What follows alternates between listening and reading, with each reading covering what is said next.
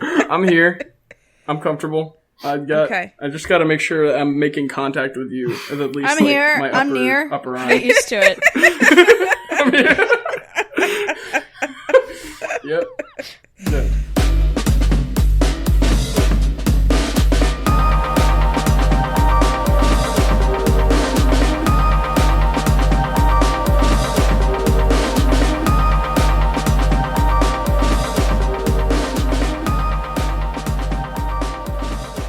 Hello and welcome to WayTooBroad, a place for friends to talk about things they're really, really ridiculously excited about. I'm Hannah, and these are my usual co-hosts, Erin and Ben. Hi, Erin. Hey, Hannah. Hey, Ben. I think I'm yelling, hi, Ben. Hey. Okay. Along with our usual co-host, we have an extra bonus co-host this week. He's not a guest, he's a bonus co-host. He's a bonus co-host. A bo-host, if you will. We've got 3 co-hosts and a bo-host.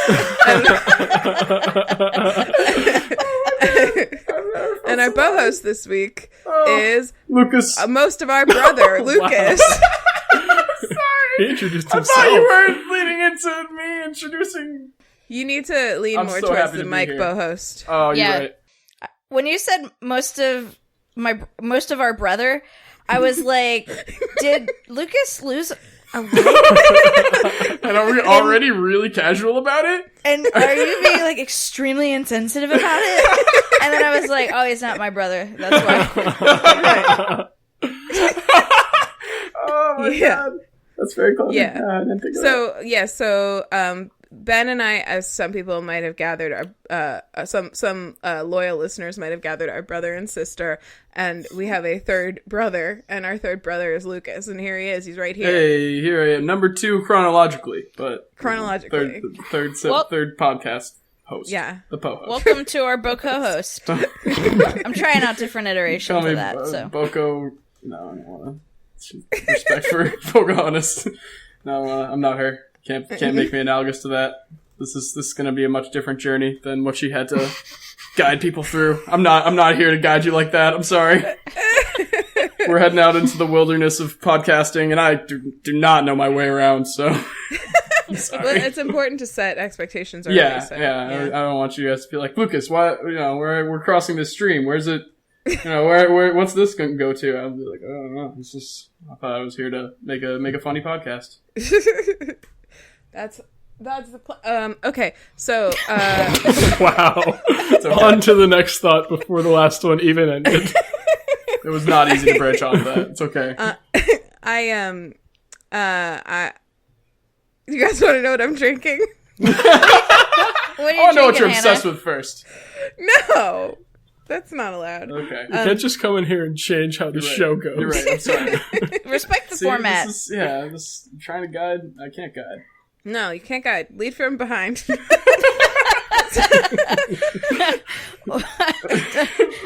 What are you drinking, Anna? I'm drinking a mixed drink with a liquor called cachaça. Oh. What's that? Does anybody here know what cachaça is? No. It is the spirit of Brazil. It's like super popular in Brazil. Huh. I thought you meant like internet. The ghost of Brazil. The internet. Cachaça. That too. I've been saying it all night. It's really fun to say. It's a fun word. Say it again. Fun word. Cachaça. Cachaça. Cachaça. Cachaça. Is Cachaca. Did you Fun consult? to spell. Yeah. Did you consult our British uncles, our Brazilian uncles about this liqueur? Did I consult them? Yeah, I'm wondering if they've heard of it. I don't know. We should make them listen to this episode and then they can tell us. But it's, I think probably at least one of them has. It's made from sugarcane, and it's like, I don't know. It's not that sweet, but I have it with limeade right now. And there's like a drink that's very popular in Brazil that I can't remember or pronounce the name of. That's basically this cachaça, lime juice, like some like sugar, and like a muddled, I don't know, more lime or something like that. It's very limey, but Limes are great. this is like my like cheapo last minute version of that. And I've had 2 cups of it already. So I'm loose. What's it called? Kashasta? Kinshasa? Kilbasa? Shingrasa? Yeah. Shangri-La? It's called Cachaça? Does it have like an herbaceous? Like what kind of flavor is it packing? It's like very smooth. It's like the minute that you mix it with something, it like really fades into the background in such a way that it's really easy to not realize how strong it is. It's kind of like similar to rum. It's kind of like somewhere between rum and tequila. Is it flammable? Is it that level? I don't know Okay. that. I think it's like over 40, I think it's 50, over 50 ABV, over 50 proof is flammable. Erin, Hey, what girl. are you drinking? Hey, wait, one more thing. Whoa. The reason that I've been drinking so much already is, as I told you guys earlier, Don't is justify that it. We love today you. is my Friday Hey. this week. It's a typical Wednesday episode for everyone else, but for me, it's a silly Friday episode. Silly Friday, because by the time everyone listens to this, Hannah will be 30. 30 years old! Can't Happy believe birthday. I'm so proud of you. You did a great job getting there. it for living this You long. did it with style and There grace. you go. Yeah. I don't know if you've been Thanks. congratulated for this, but great job. Great job. Way to live. Way to live. Well, Does yeah. that mean you're turning 25, Lucas? Yeah, it really Wow, does. that's wild. Crazy, right? Shit. That's Be crazy. growing out here. I'm going to be 20. I heard a really funny. Someone said something really funny to me the other day. A friend of mine about getting older and like particularly through 20s. It was like, yeah, you get past 21, you're like, oh, this would be great. And Dog, get to you are 22, moving away from the mic. still like that, and then you get to 23, and you're just like, oh my god, I'm already 27. It's like what it feels like. Basically. 27's cool too, honestly. Not that I'm there yet, but I assume it will be. It probably won't be that different from it was 25. chill. That was chill. It's Pretty chill. cool for me, yeah. That was pretty chill. Oh Yeah. man, yeah. Erin, sad. what are you drinking? Well, speaking of friggin' sugar, I'm drinking rum. So Oh. Molly and I were at the beach this past weekend, and on our way out of town, we stayed at the cutest little cottage. But on the way out of town, we picked up a couple bottles of rum, and so I've been on a rum kick, you guys. You are like sounding like Captain Jack. Got those mannerisms. It's beautiful. Rum. So I got some rum. I got Oh some my God. rum. I got some rum. I got some Rum. There's definitely rum. Got rum in there. got some rum. Rum. I'm sorry. I'm gonna stop. I got some rum. Okay, no, I'm really. Oh my god, he's saying stop it. I got some pineapple rum. Rum. So it's plantation pineapple rum, and it's really fucking good. And I had some cocktails recently-ish at a few different places with this specific brand of pineapple rum, and they were just to die for. And so we went to the ABC store, and I was like, sweet, it was like $23 for this like big bottle of, it's not a big bottle, it's like a regular style bottle of rum. And then when I got to the checkout, I noticed there's this little tiny sticker on top that was like $44. But anyway, Wow. very, very delicious. So this has pineapple rum, a touch of coconut rum to sweeten things up. Because the pineapple rum is really not that sweet. It's just got it's a dark rum with a really nice pineapple flavor. Right. And it's got maraschino cherries and a splash of mango, orange juice, and a splash of orange seltzer. Oh, the Neato. mixologist. Neato. Oh man, It's delicious. that's Can You're a I- really cool superhero. The mixologist. I wish. Always got the there right a- cocktail for the right situation. Is there Yeah. a mixy Flammable berry cocktails on then? deck. There probably is. Fruit, mixy The fruit. latest one I've seen is the spring fruit. Oh my god, Where I a know guy what can you're like talking- turn his legs into springs Yeah. Wow. and jump That's pretty- at you that's real pretty cool. hard. Yeah. I don't know if that's as useful as mixology. I was floating in the ocean thinking about those devil fruits and being like, Still would choose floating. Still nope. Yeah. Yeah. But I did have a follow-up question. Do they sink in all water or just the ocean? That hasn't come up yet. Okay. I think, because, they say is they lose the ability to swim. So, like, I think it's all water. Okay. Like, it's not, it's like a punishment from the sea devil. Right. Yeah. Not just like a thing, an effect that only happens in the sea. That's from all devil fruits? Yeah, any devil fruit does that. Okay. Gotcha. Yeah. I, too, am up on my One Piece mythos. Yeah. Yeah. I want to tell you guys a mixology story. All right. Let's hear it. Okay. I hope it involves saving an innocent bystander. Today I was like, I want to have this cachaça. So I was looking. It's like a spiritual celebration or something. Yeah. It's like a little prayer. Yeah, it really is. I was looking. I was looking online for like what you make it with, and everywhere it was like lime. When we got it at the store, they were making little like tester drinks of it with lime, with this like special whatever. Oh. And so that's how we Special tried it. whatever. That's how we fell in love with it. That's how we bought it. And I was like, we Bought don't have any it. limes? Bought it. And Ian was like, no, we don't have any limes. You could go get limes. And I was like, I'm not going to go get limes. Why can't we just have them here? And he was like, you can have them if you go get them. And I was like, I'm not going to do that. What a problem. What a problem. Yeah. And then I open up the fridge and there's fucking limeade in there. That and I son of a was like, bitch. "Yeah, there's limeade in here, you asshole." Oh, and he yeah. goes, "Oh, I forgot. I forgot it was there." And Oh then he my was like, God. "It's only been in there for a few hours." I was like, "You just bought this?" He was out to sabotage you the whole time. Yeah. Like, what? There's no other explanation. You just bought that? Oh my god. You know, wow. that would never happen in North Carolina. Not the lime thing. Not the limeade thing. We're very up on our limeade inventory. But in North Carolina, the alcohol is, like, ruled with an iron fist. You can only buy your liquor at an ABC store. And it feels like really...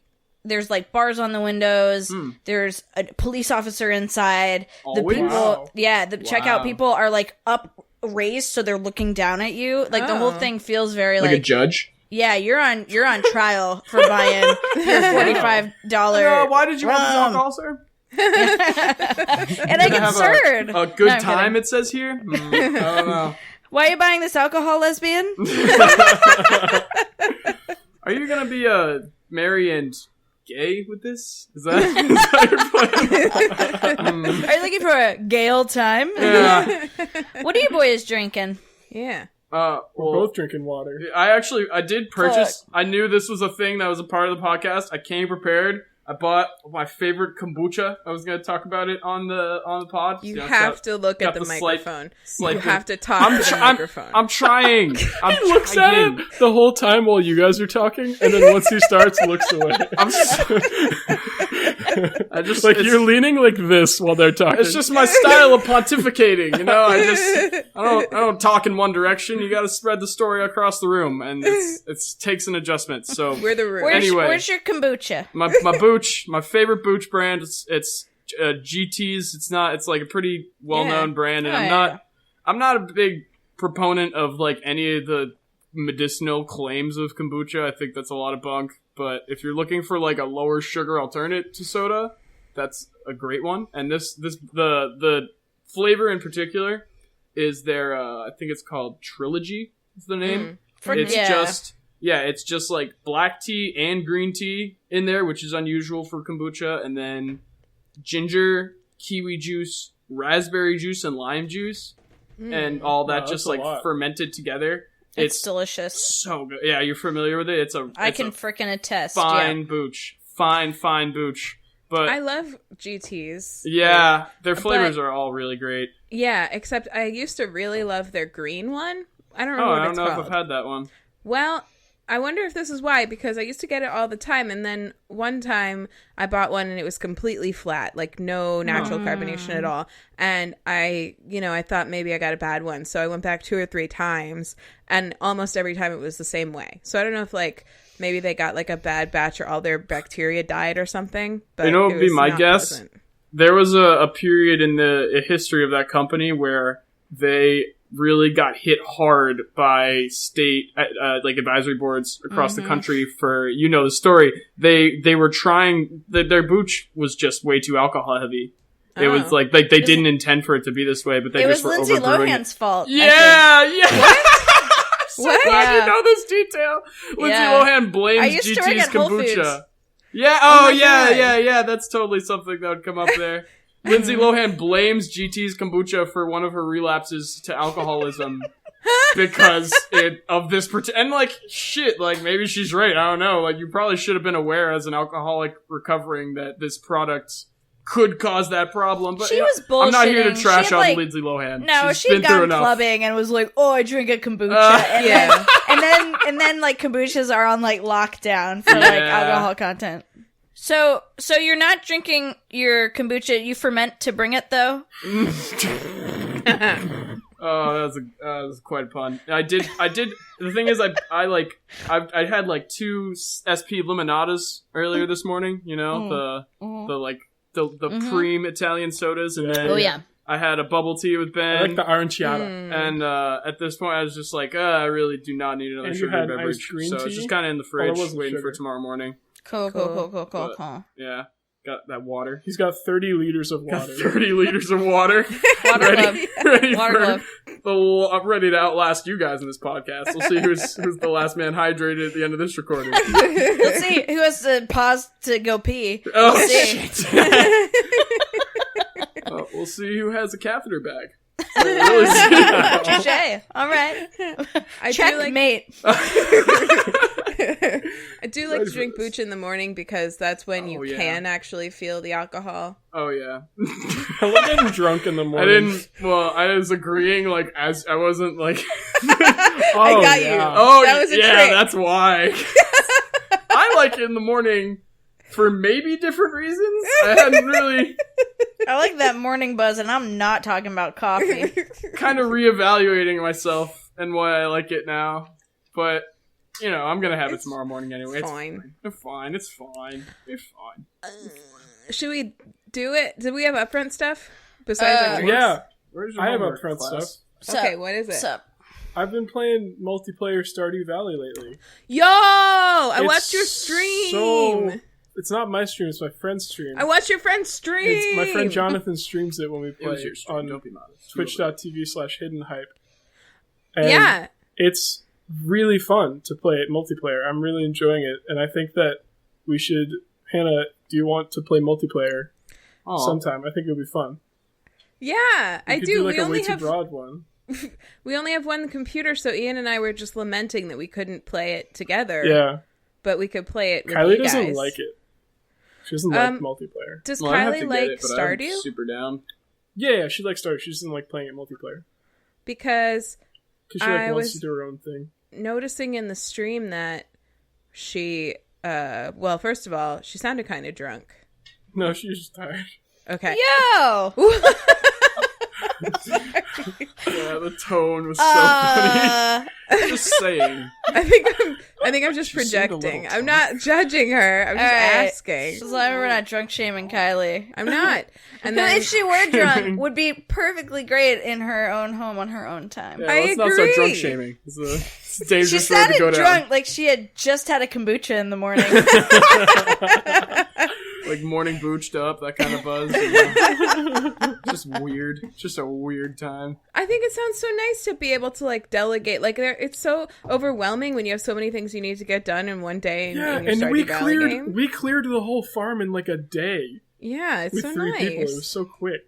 And we when you get through like all the bundles and stuff, we're like, oh, we need this for the bundle. Make sure you save that. But you can like still do your own thing. Yeah, so I can play the game fast. Yeah. And you can just do because I think one of the things about Stardew for like people that are new to it is like it's a lot to get into. Yeah, and you like don't have access to a lot of things for sometimes a really long period of time if you like don't plan for certain things. Right. But, well, also like we've talked about how you really like mining and I really like fishing, and we both hate. Yeah, and my friend Kyle loves fishing. My Kyle.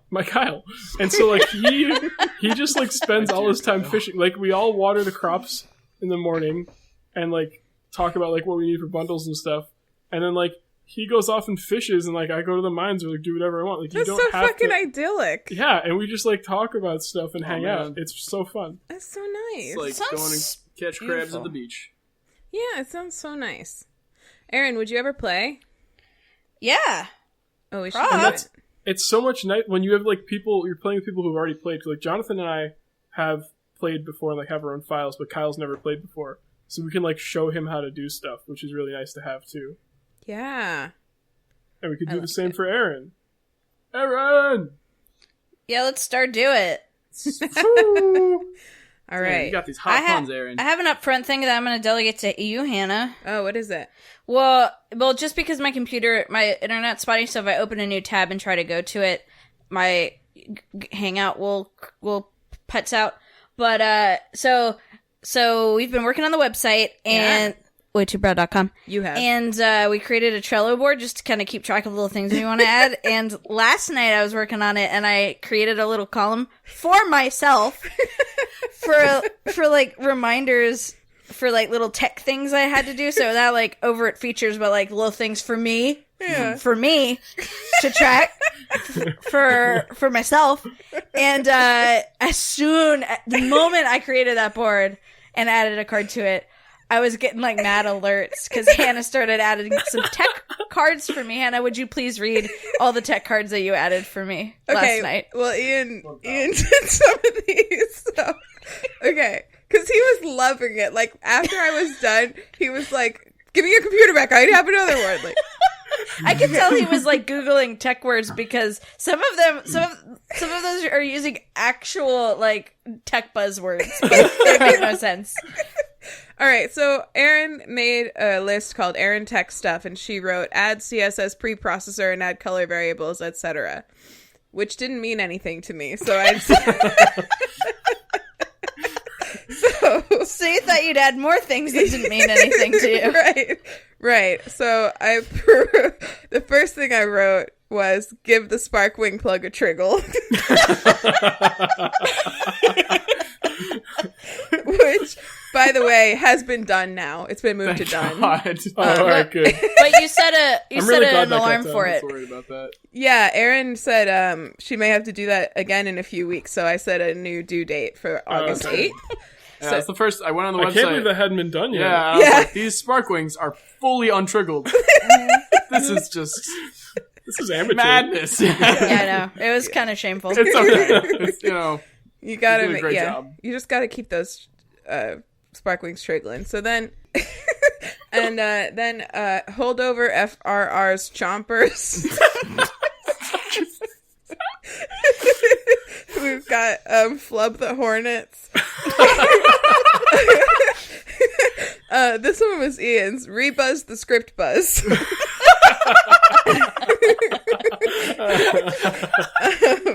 Crunkle all the DSL button stacks. That's like so close to being a good one. That sounds so normal, but we know crunkling is. Well, crunkling's not. That's not the buzzword in there, right? I'm talking out my ass. You can't digitally crunkle things. Nope. No. Cool. Still only a physical thing you can do. Yeah. Sharpen the red Horblexes only. Which I was like, that sounds like an alien thing, but Yeah. Ian wrote, I wrote lift the floor on the overbold, which Erin's working on. She moved out to working on it. I'm working on that. Yeah. Disconnect the Unicode transmitter prior to installing the solid state IP bus alarm. That's one of the ones Ian probably researched. Solid state IP bus alarm. And then Erin mentioned she needed to flork the blork, so I put that on there. Oh, Yeah. good. Yeah. You gotta work with blorks. So I'm gonna Well, get you to still got a those. lot on the to-do list there. I know. That's got a Yeah, I lot thought on it your was plate. just the one thing, but it's actually quite a bit of things. Yeah, I well, didn't realize that. You let your management root around in there, and they got all types of ideas about how it should be done, right? Well, Hannah tried to dazzle me with. She was like, "Well, I have 2 Trello accounts, so I don't know if I should have expected nothing less." This seems like a classic case of developer-client relationship devolving. That's what it seems like. Classic. Just gotta triggle those overbolts. Yeah, That's right. that's not a big request, I guess. Yeah. I didn't think it was, but you know. I'm only one person. Oh boy. Normally you have a whole team devoted to triggering the sparklings. Yeah, that's quite a task. Yeah, usually you can just get a couple junior developers on that and not have to worry about it. But right. Anyway. Yeah.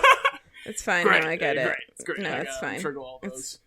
It's done now, so there's no use worrying about it. That's right. I mean, I got some experience with Florgle script, so Cool.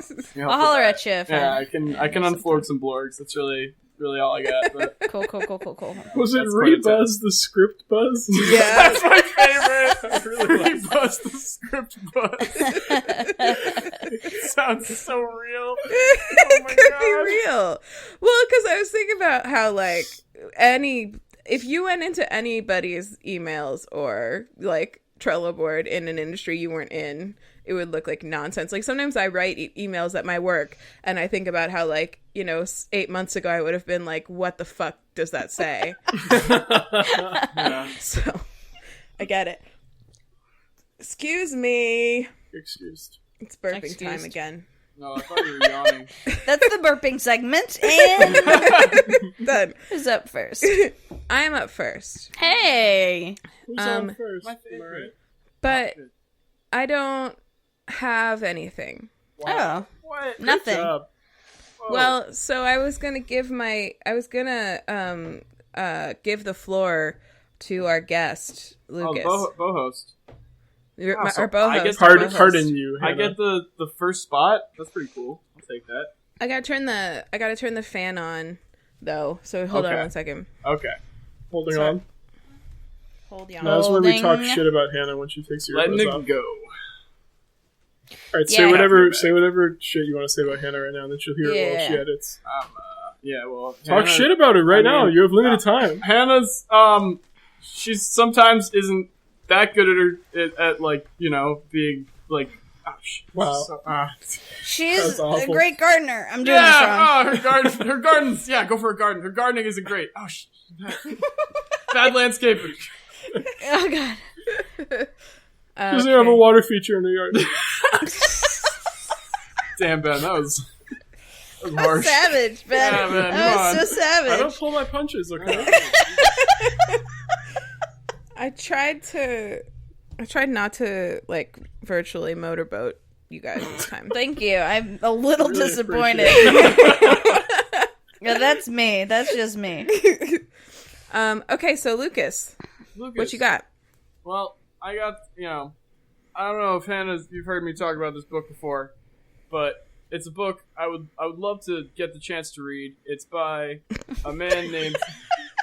Now listen. That's not what I expected you to say. Not usually how this goes. Yeah, I guess that requires more context. I have not read this book because it's in Russian, and the only American translation is by Richard Spencer's Russian wife. Oh. So, you gotta run in certain circles to get the English copy of this. It's not on Amazon. Well, it is, but it's like a Google translated version that makes no sense.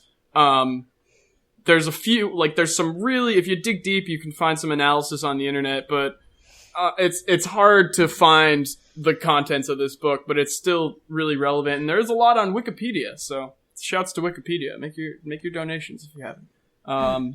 So the book's by a man named Alexander Dugan. He's the head of the Eurasian political party in Russia, and it's kind of like it's not like central Kremlin strategy exactly, but in some senses it's very scary what's in this book, because it's like a book. It's from 1997, and that's important context because the book has a lot of stated goals for how. It's a strategy guide, more or less, for how Russia regains global political dominance as a status as a superpower with minimal military confrontation and resource usage. And the book has a lot of, main ideas, the idea, playing very little, having very little military operation and relying really heavily on intelligence operations, stuff like that. That's an overreaching theme. But What's the book called, real quick? Sorry. The Foundation of Geopolitics. Definitely, like I said, it's like, this is kind of like, in some senses, like, fringe Russian political thinking. But, you know, like, so are Republicans and libertarians in the US. So it's like, it's still important. It's like that sort of thing. Like, it's important to understand still for certain moments in the political dialogue of that country. It seems like we're living through those moments too. So let me read you some of the bullet points for the various nations in this strategy guide. So Europe, I'll skip over ones that aren't like super interesting, and maybe we'll go back to them. I'm going to hit the really crazy ones first. So 1997 book, some claim this book is taught in Russian military schools too. You know, that's denied by the Kremlin, but everything's denied by the Kremlin. Yeah, one of the big I don't see why they would, teach it. Well, nice. Yeah. That was subtle. I liked that. Oh shit. Yeah, they say they don't, so I almost believe them. didn't want to talk about this because, like, it's not like a light subject, but also, you know, we did just live through a rather momentous change, a seismic shift in U.S.-Russia relations, you know, so. Also, our show is not limited to light subjects, and I'm offended that you think so. Okay, well, sorry, pal. There's the laughter and gay atmosphere, you know, would make me think otherwise. So let me get into some of the points. Okay. There's stuff about Germany, creating a strategic axis, you know. France one's axis, really interesting. That's a fun word for Germany. Right?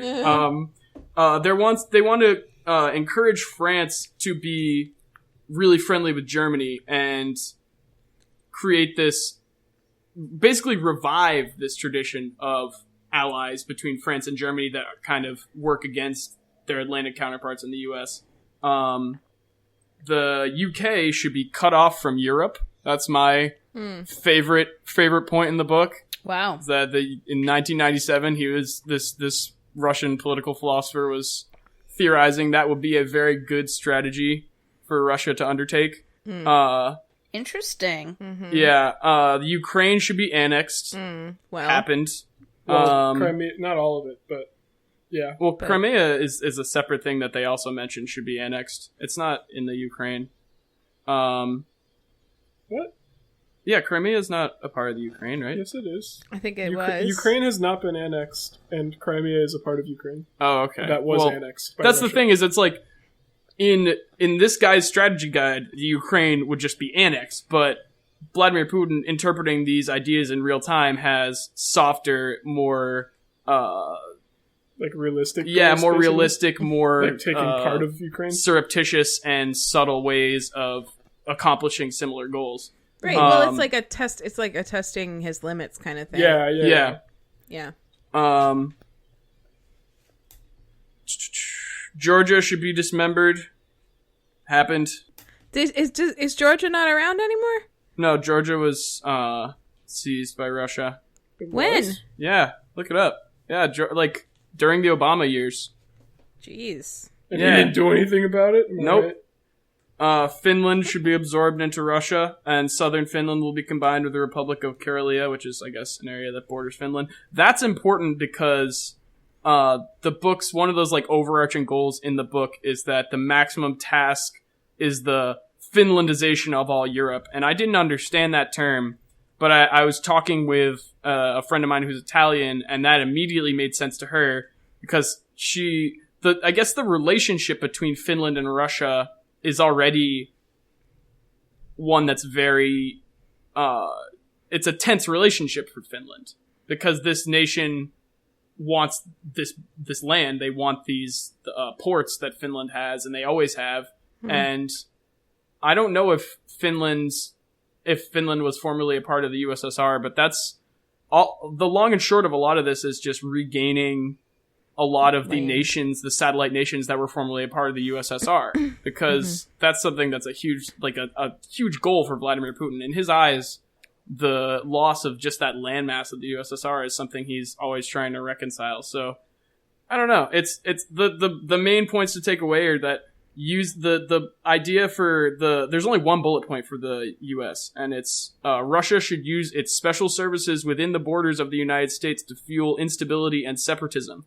For instance, provoke Afro-American racists. Russia should introduce geopolitical disorder into internal American activity, encouraging all kinds of separatism and ethnic, social, and racial conflicts, actively supporting all dissident movements, extremist, racist, and sectarian groups, thus destabilizing internal political processes in the U.S. It would also make sense simultaneously to support isolationist tendencies in American politics. Wow. So again, it's like 1997, this guy's writing these things, and like, Vladimir Putin interprets his way of doing this, and that's what Trump is. Yeah. Yeah.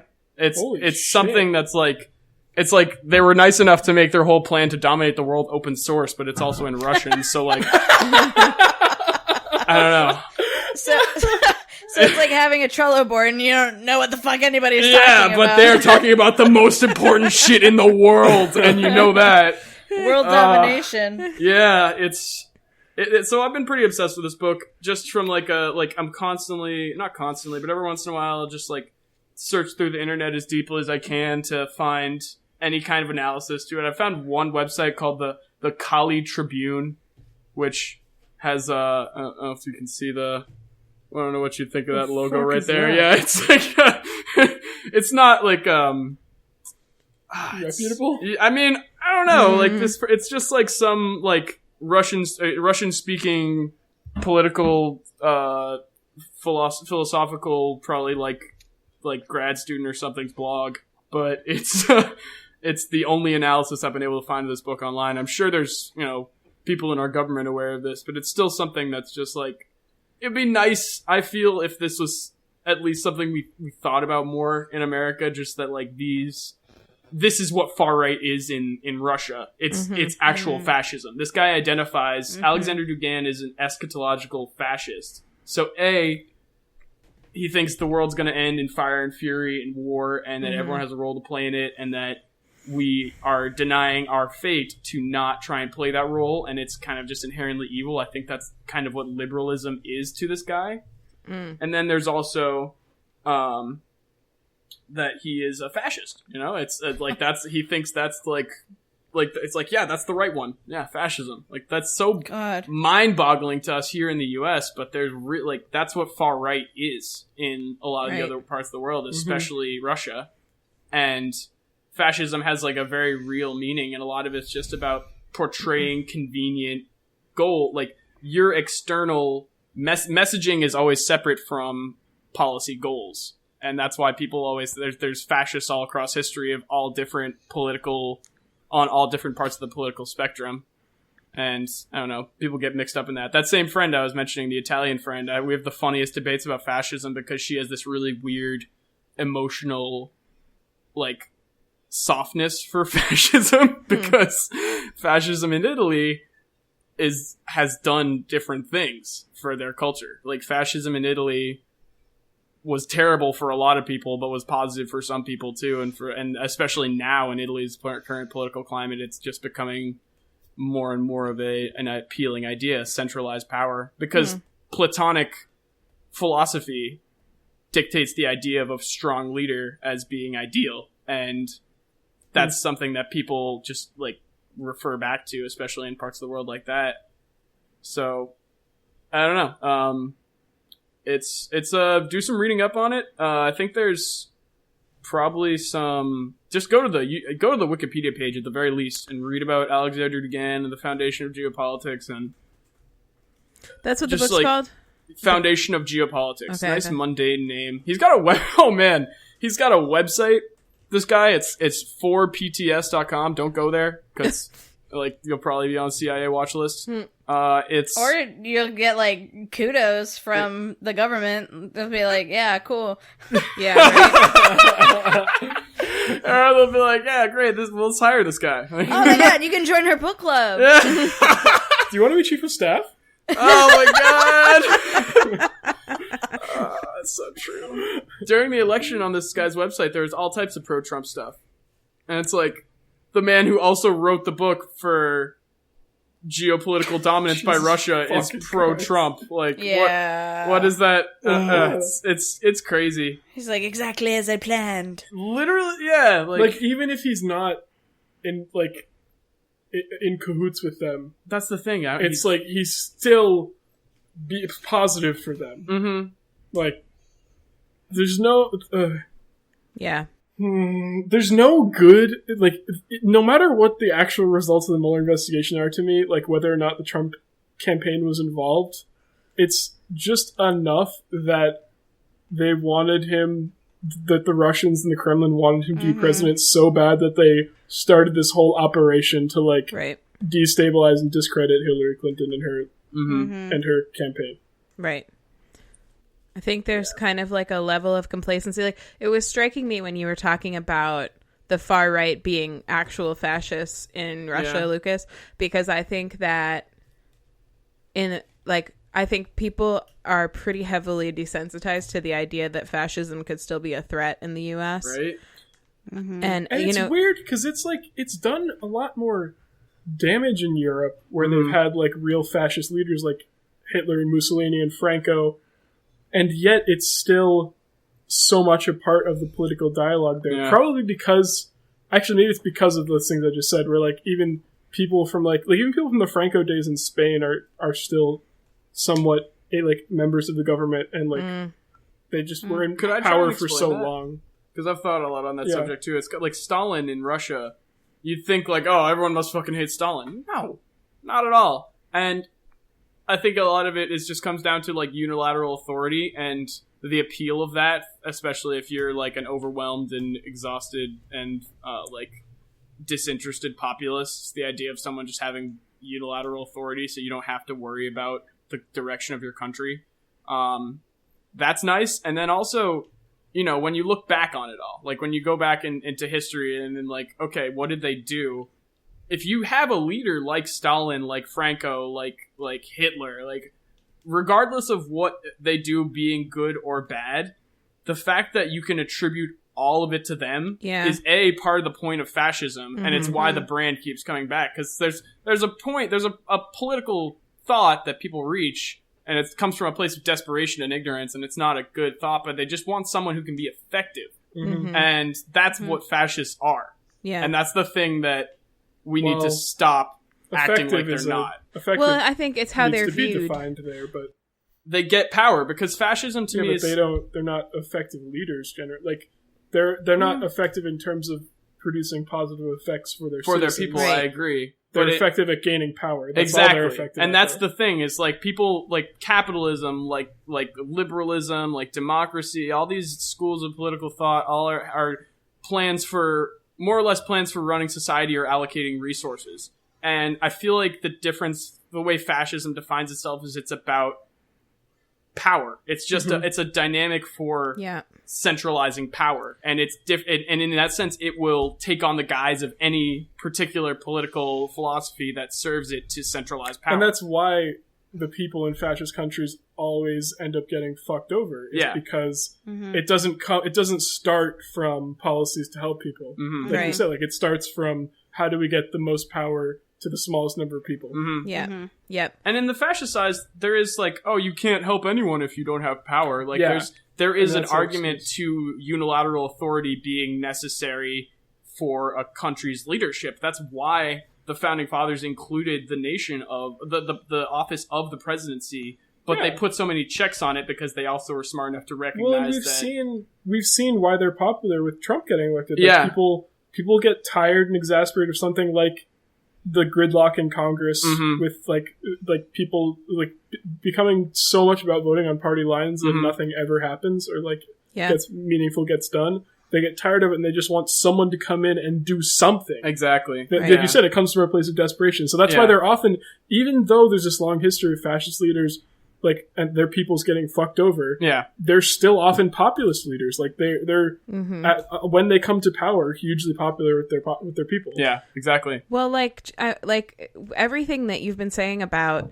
what like makes people vote for fascists and what makes people like when they're able to, and what makes people drawn to them and what makes fascists drawn to power is like all very resonant with the whole rise of Trump, like Yeah. people being That's an scary. exhausted populace being just totally tired of all of it and just wanting someone who will be powerful. The way they talk about him, like I just want, like, he's just so powerful. He's so strong. He's just a strong leader, and that's what we You need. can do no like, wrong. Everything he does is there's some thought behind it, and there's some there's some plan here that no one else can see, Right. or it's just him like 60 being strong. You know, yeah. Connect 4. It's just it's way above your thinking. Did you say Connect 60? It's Connect 60. That's what he's playing in the third dimension. So, oh wait, we already. Yeah, did that when one, people right? say 3-dimensional chess, that's regular chess, right? It truly is, isn't it? Yeah. Right? I mean, I Well, guess it's like you're only moving it. I Yeah, guess you're it's- only moving in 2 dimensions. Yeah, though. I guess. whatever. Seems like regular chess. Yeah, I don't know. It sounds like regular chess to me. What do you think, Oh. Erin? You've been quiet. Oh, about fascists? Yeah. Yeah. What I thought? Do you like them? I mean, I think they're bad. Yeah.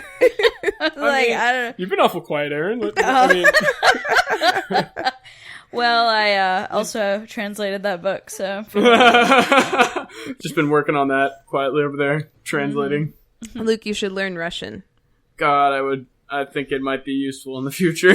Yeah. God. Oh, God. Yeah, so this is, this is important stuff to talk about, but I was worried that would make things a little too dampered, so. no, it's fine. It's exciting though. I get it's like the craziest spy novel ever. It just sucks. It also has to be real life. You know? Yeah. It's like great. Yeah, wow. Got to figure it all out too. One time we did a big long rant about like sexual harassment and the Me Too movement right at the dead center of our podcast. We're not afraid of controversial issues. Oh, let's hit him Yeah, with it. that was then. because it was around Louis, so my obsession was in quotes was how shitty Louis' apology was in the New York Times. And then we talked for a long time about Yeah. sexual assault. But we should move on. But that was really, really That was illuminating cool. and cool and scary, Lucas. Thank you. For that. Yeah. Thanks, guys. It's Erin's turn. Cool. That's a tough act to follow. That was really cool. Book I haven't read. Good obsession, yeah.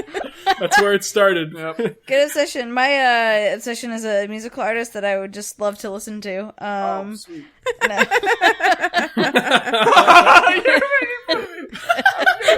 Oh, the delay made it Well done. 10 times better. I thought you meant like in person or something. I don't know. Just No, that would be cool. So it started out in kind of a funny way of me arriving to this as my obsession because it wasn't going to be my obsession. So some weeks I decide that something is going to be my obsession. I'm like, oh, this thing is going to be my obsession this week.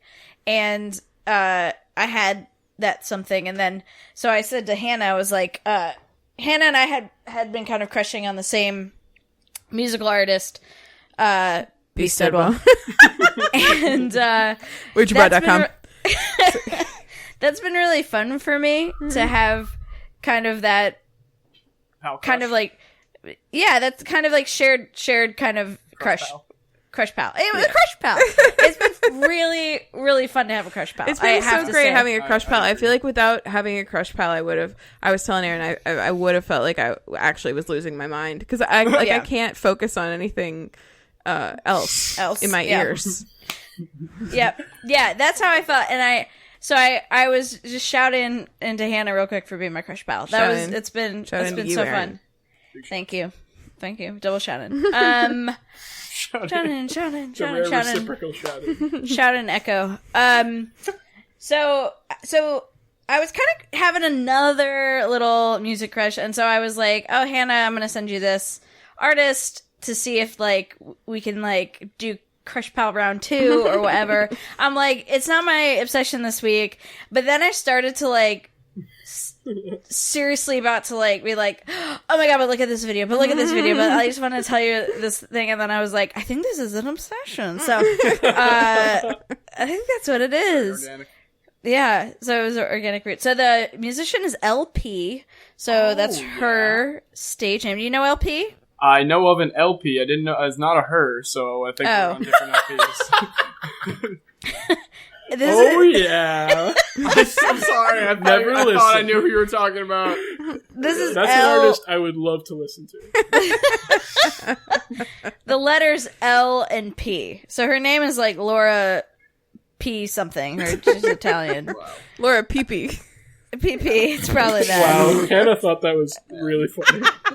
Only the highest quality jokes here on WayTooBroad. I'm going to be 30 in 2 days. LPP. So LPP. 3 days, Hannah. 3 days. 30 years old. LPP. So to be 30-year-old joke. To be completely transparent, I'm going to be transparent with y'all. Okay. So I had listened. This is not the transparent part. It's transparent, but I had a song of hers on my a lot of my playlists. Her song Tokyo Sunrise is amazing. I've like legit actually had periods where I obsessed about that song in particular, but this recent bout of obsession was kicked off by she was recently a guest on Cameron Esposito's Query podcast, and I saw kind of that promo and was like, oh man, LP, she's really hot. I'm going to listen to that episode of that podcast. So that kind of kicked off me like watching a bunch of YouTube videos and listening to her albums again. YouTube, always a good hole. Mm-hmm. Yeah.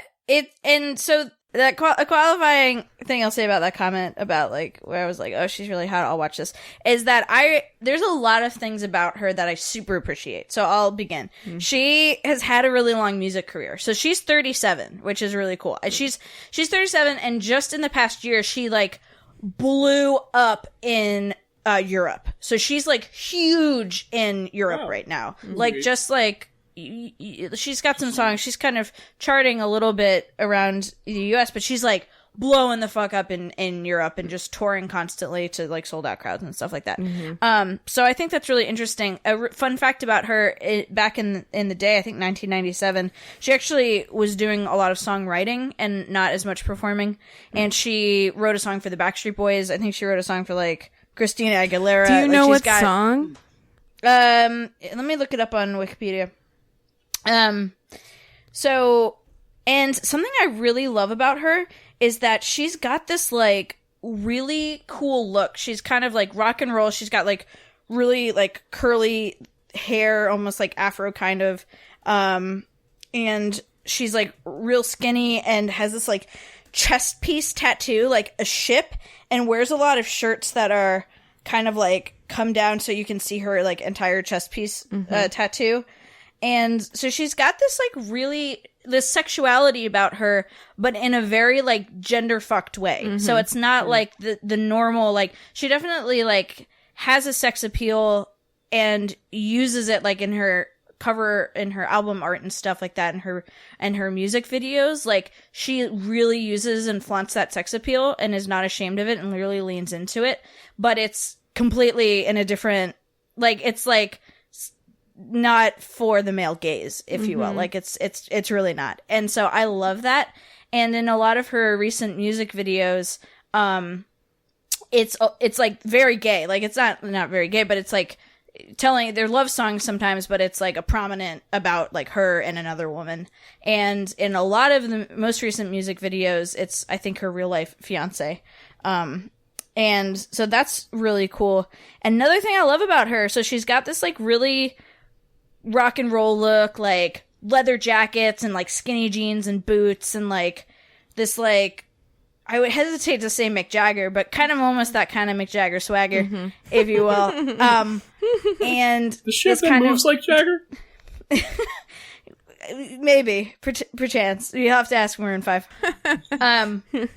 But so she's got this like, and I'm not gonna say it. So she's got this like definite kind of queer swagger about her, but her voice, so you would kind of maybe then expect a certain quality of her voice, maybe that it were deep, or like her voice is like high and trilly is a good way to put it, and operatic and beautiful, like very powerful, but very high, even compared to her speaking voice, very high. Yeah. Like impossibly powerful, impossibly, her range is like, will blow you away. Like her songs are like, Tokyo Sunrise is a great one to listen to get an idea of what I'm talking about. You'll hear a note and assume it's an instrument, and then she'll kind of drop so it down, cool. and you'll realize Wow, it's been her that's so voice cool. the whole time. Yeah. And I'm like, no fucking way. She's got to have like some sort of effect on it. But you watch a live video, and that's just her voice, like song after song Holy after shit. song. Yeah, she's got an amazing voice. So I just kind of love that whole like gender fucking thing. Like she's just her own human being doing her own thing. She's not like mimicking anyone. She's just like really cool, writing really good music, blowing up at age 37, which is incredible. Yeah. Born the day after me, but 7 years before. Okay, songwriting credits. Love Will Keep You Up All Night, 2007. Yo, I was just Backstreet looking at that Boys. too, and I just discovered something insane. What? Well, just to me, this fact is probably just for me, but I'm going to tell everybody. Okay. She wrote the theme song to a TV show on the N called South of Nowhere. Oh my god, you loved that show. I really loved that show. Yeah. I don't remember that. Yeah. I just looked it up because all I Hell remember damn was was the that name. show about? I think I don't even remember. Oh my god. But the faces look really familiar, and I remember watching it a lot. I think there was a gay relationship in it, actually. Oh, cool. Definitely. Yeah. Yeah, I think there was. It was like a couple of girls in high school, and I think they were kind of dealing with a romantic involvement. And she wrote they used one of her songs as the theme song. Her So song cool. Wasted. When you find a vocalist, like a really talented vocalist that you just love their voice, it's the best. It's so good. Exciting. It's so like Yeah. so many voices I'll hear and just be like, yeah. Then like every once in a while, I'm just floored by the way someone, like the lead singer of the Alabama Shakes has been doing that to me lately. That woman's voice is and I didn't realize how much of that was just like raw talent for so long too, because like it sounds like stuff you could do in a studio. But a friend of mine was talking to me about seeing them live and just being like, no, that's just how she sings. It's just that like insane operatic, like genderless, just like power voice. It is so good. Because I thought the Alabama Shakes had a male lead singer for a long time too. Yeah. I really did not know that she was a woman. I know. I but still forget sometimes. It's like obvious now that I know, but Right. like not really too, because it's such a ridiculous range that she has. So great. What's What's the new album that LP is putting out? It's hard to say. Okay, hold on. It's the one that's like blowing up in Europe. It's the one. It's let me get that album for you. It's Lost on You, and specifically that single I think is what charted her. Sunrise in Tokyo. No, Lost on You. Oh, okay. Is kind of what charted her. Cool. In Europe. Tokyo Sunrise is a really fucking great song, but Check I them both out. Yeah, I really love the whole Lost on You album. I would check her out on YouTube. There are some great, some long, on Spotify her albums, but on YouTube, some of her live performances are really great. Especially there are a few. Her music videos are great. And another thing, and I'll just mention the thing I love about a couple of her most recent YouTube videos. It's not only about like that there's just another woman in it. It's like a very like the woman's like it's just like set in the same way you see a lot of like kind of straight centered music videos, and I just really love that. It's just like nonchalantly it's just another woman. Yeah. So the Tightrope video and song is really good. The just a couple of the live sessions are awesome. I love her tattoo. Just check her stuff out. Yeah. Check it out. Yeah, She's just really cool and her music's great. I just like love what she's doing. So Yeah. she's cool. Rock and roll shout out to LP. I did listen LP. to her a bit, and I listened to the episode of Query she was on, and I thought she was really cool. yeah. Oh, Yeah, that Karen was cool. Esposito was on Comedy Bang Bang this week too. She Oh, was. cool. Jokes, and she was really funny on it. Scramrin Clembazito. Yep. Scrambling Clempazito. Let's see. I'll have a coffee and the scrambling lumpacito. Oh, do you want to know her real name? Because it's not Laura Pepe. It's Laura Wait. something Italian. Pergolizzi. Pergolese. Pergolizzi. Pergolese. I'm gonna stick with PP.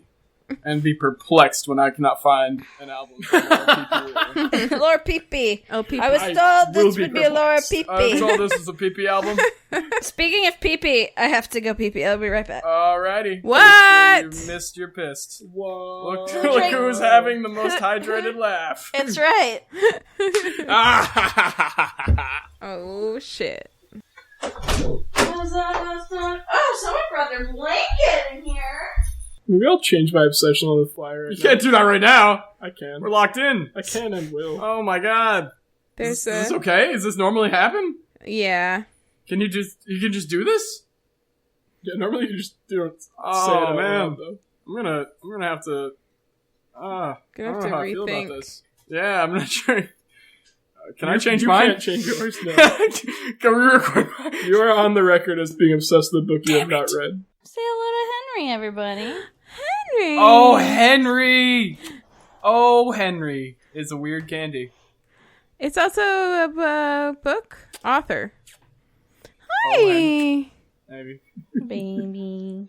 Is Henry still about his blanket snuggles?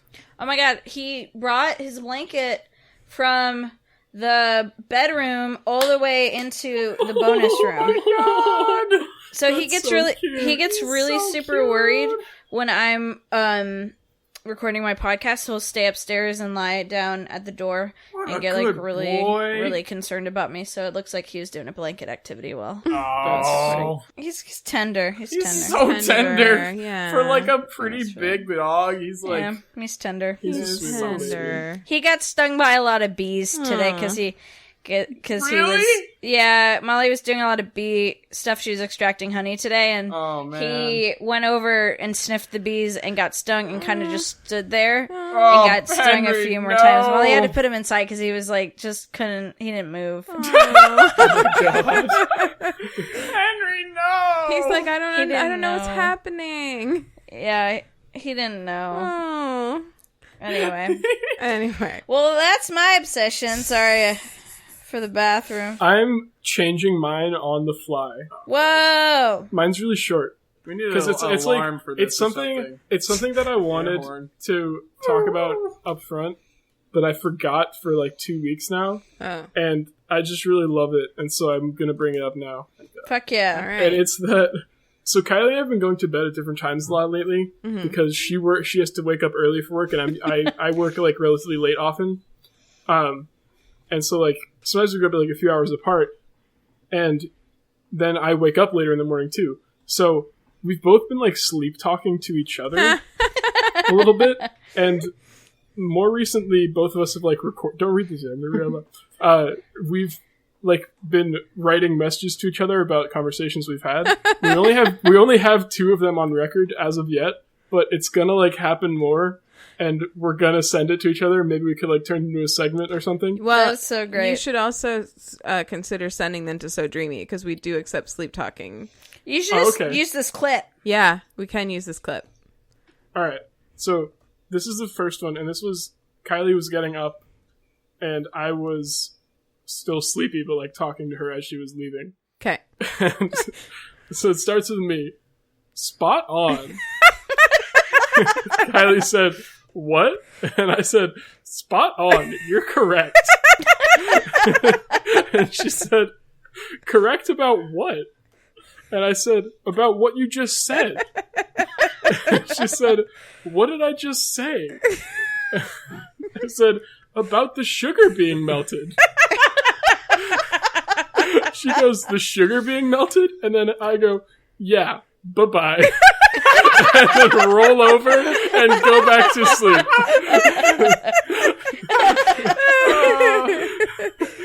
It's like your brain just knew. Bye-bye. It's like, this doesn't go anywhere. I'm going back to the dream. This person's not helping. As an interstitial bit while you're pulling up the second one, Ben. I'm gonna relegate some. I had a roommate in college who was also named Hannah, and she used to talk in her sleep. It was kind of similar she went to sleep early and I went to sleep late. And so sometimes she'd start talking to me and I would have headphones in and I wouldn't know if she was sleep talking or not. And for the first few months or first month or two or so, I would ask her if she was asleep and she would always be like, no, like really yeah. Okay. This is relevant for our next one. Okay. Because I was coming to bed late and Kylie was already asleep. And as I was getting in bed, she turns to me and goes, yeah, we can have the rating written on the stomach. And I was like, what? And she gets extremely annoyed and goes, it's not that extreme. We talked about it. We can do the rating written on the stomach. Wow. And then this went on for like dark. This went on for like 2 minutes. And it was because she was so mad at me that I like actually was thinking that this was something that I missed that we had talked about. And that she was now like bringing up before bed for some reason, though she'd been asleep. Like it made no sense for me to be so convinced that I was forgetting something, but she was so genuinely angry at me. And she says she like remembers this because she like remembers thinking to herself, he's just thinking I'm tired and not making sense, but I am making sense. We talked about this. And like, I asked her several times what she was talking about. She kept saying it, and she always would start it by saying, it's not that extreme, as if that was like, wow. That was my problem with it, was that it was so extreme. Not that it made no fucking sense at all. It sounds extreme. I'm sorry. It does. Rating right? people and writing it on their, it's like these credit scores, like, it's just that, like, Also, some if you have to, authoritarian like, dreams. if you have to insist it's not extreme, it might be. It's not that extreme. That that's not- extreme. It's not a sentence that bodes well.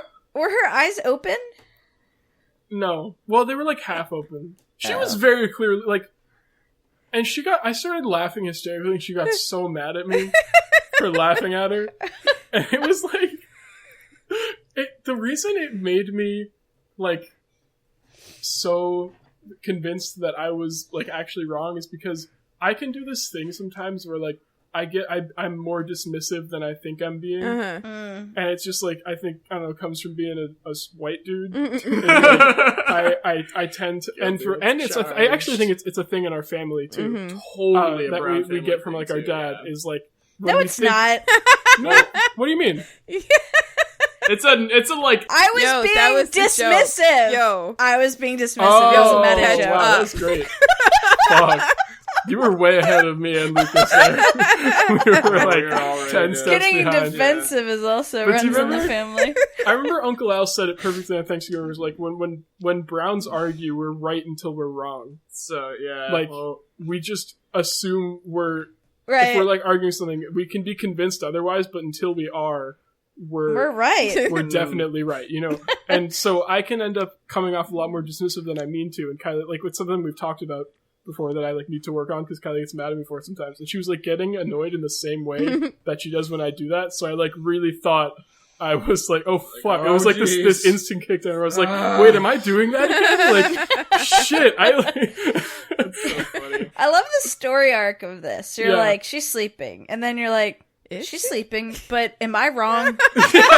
Yeah. Yeah, that was never in question. It seems like you were always like sure she was asleep. Yeah, but you were like, there was maybe no I'm still point where I, wrong. like, thought she was awake or, like, fully but, like, conscious. Do we write the rating on the stomach? Is that Maybe too if we extreme? don't, should we? Should we? Like, Maybe am it's I not too extreme. giving this the floor that it It's deserves? really not that extreme if you think about it. Like, we're not tattooing Am I it, just right? mansplaining this away? You know? That's wonderful. Oh my gosh, did you guys hear about the Trogdor board game? No. I I cannot believe how much new shit comes out on Homestar Runner that every time I go on, I'm just like, hours I need to spend exploring this. On So what? They have a board game now on Homestar Runner. They update like just as regularly as they always have. Oh wow. Well, Yeah. it's not on their website. It's It's on the website. it's on Kickstarter. It's a Oh, real ass board game. Oh, Mm-hmm. That's So dope. cool. I would love that. Yeah, and they're Remember the album? yeah, I have it still. Oh, yeah. Good ass album. I haven't heard that in so long. It's great.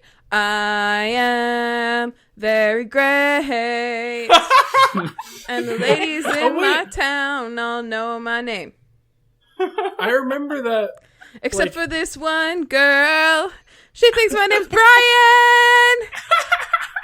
That's the whole thing. I remember, like, that CD case. Yeah. It was, like, made to look like it was hand-drawn. Yeah. On, like, notebook paper, right? Yeah, I remember that. This guy is dangerous. That just, like, came back. It was so weird. That image, like, came into my head right when you started singing that song. That was, oh my god, Teen Girl weird. Squad! Yeah. So, yeah, Trogdor, the board game launched, like, I think yesterday morning, and it was funded within 3 hours. So it's going to happen. And they're partnering with Wormwood Gaming, which is a company that's based here in Massachusetts, to do like fancy versions of the game board and the game pieces and stuff out of like real wood. Cool. As opposed to fake wood. Yeah, I mean, yeah. That's what they call plastic. These ones are like fancy wood. They look nice. They look good. Burning up the people. Burning up the peasants in the Tightrope cottages. Tightrope cottages.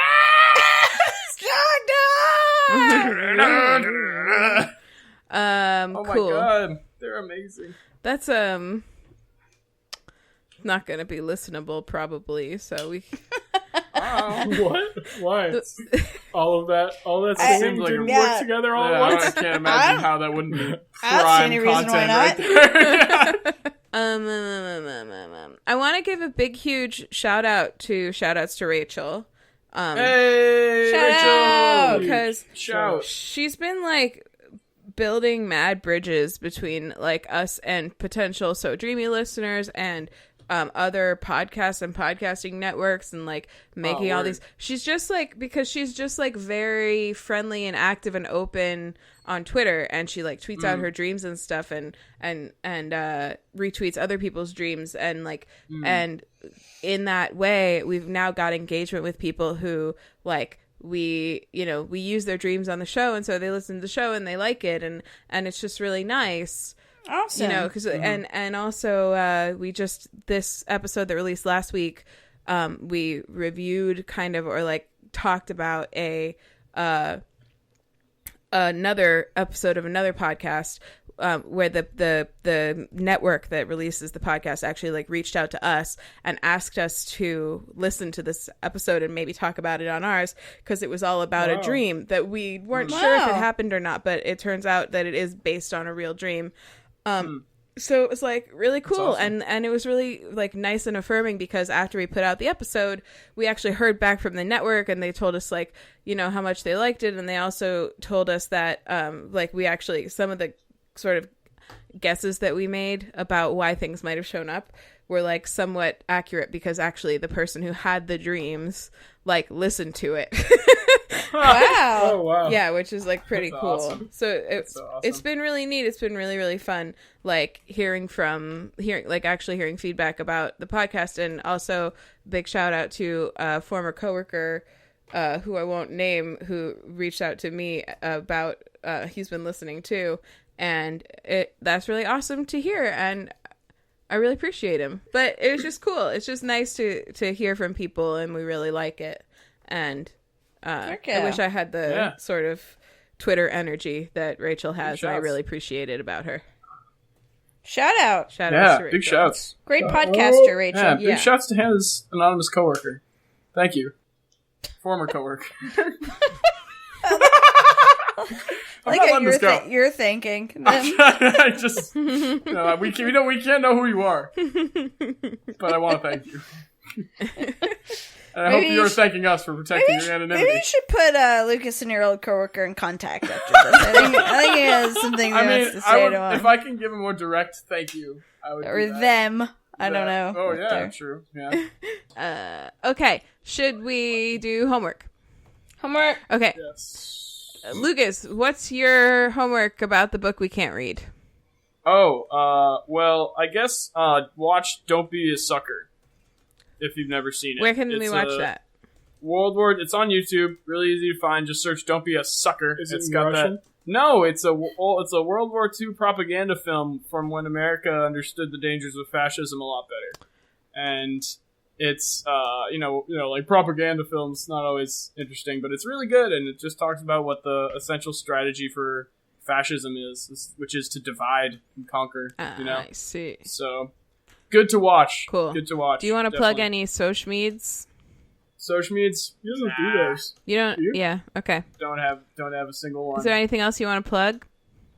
Veganism? Yeah, I mean, eat plants. Eat plants. Cool. Kombucha.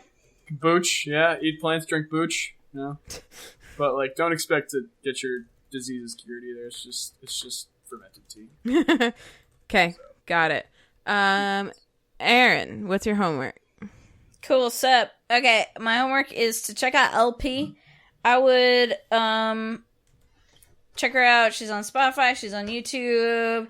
Buy her music if you like it. Go see her show if you're in Europe, because I guess she tours here too, but she's just blew up abroad, which is really cool. Lost on You is a good song. Tightrope's a good song and music video to start with. To kind of that's a good, like, a lot of the kind of, like, her style is kind of demonstrated in that video that I'm talking about. So check out her live videos, just if you want to be, like, completely floored by her amazing talent. Cool. My Twitter is at @ErinByrne. I watch and review lesbian movies at LesbianMovieReviews, and that's on Instagram. And check out WayTooBroad.com and watch me fargle that schnargle. My homework is, I guess, if there's sleep talking, if you have a partner or like you have a friend or roommate who like hears you sleep talking and you sleep talk to each other, just like record it and send it to us and to So Dreamy, because they accept sleep talking too, and it's funny. Yeah, record a person sleeping. Doesn't matter who they are. My Twitter is NEDiscoGreg. I post pictures of Chromo. Oh, you should Chrome it. He's been fucking. We have like the like molding. Is that what it's called? Is it called molding? It's molding. Around like the door frames in our apartment have like a tiny little ledge on the top. And lately he has figured out that he can jump onto that, but really he cannot turn around and he can't get down. So he just gets up there and gets stuck. And then, like, sometimes he doesn't even get the jump off all the way. He's just hanging by his claws. It's a favorite haunt of his. Yeah, it's a favorite haunt of his. And the other day, and, like, Kylie can't reach him. So the other day, like, I was at work and he jumped up there and she just had to, like, wait till he fell and then grab him while he was hanging off. He's just, I don't know why he keeps doing it. He's a goofball. He's the lankiest cat I've ever seen in my life. Yeah, he's a lanky cat. Boy. So if you want to email your sleep talking stories to us or So Dreamy, well, us and So Dreamy, you can email both WayTooBroad at gmail.com and sodreamysnack, as in ear snack, at gmail.com. I didn't get to do my plugs. I have a Twitter. It's Anthropology, like study people with an H at the beginning of it. I have another podcast I've mentioned several times now called So Dreamy. We talk about dreams, sleepwalking, all things surrounding the times where you're unconscious and weird stuff happens. We're into that. And then sleep hauntings. Totally, we would. We put a call out for creepy stories recently, and we did get some, so that was cool. And then what else do I always say? I did the email. Go to our website, WayTooBroad.com, for all kinds of fun content, including our Twitters and bios. No, don't go there. And follow us on Twitter at TooBroadPod, TOO Broadpod.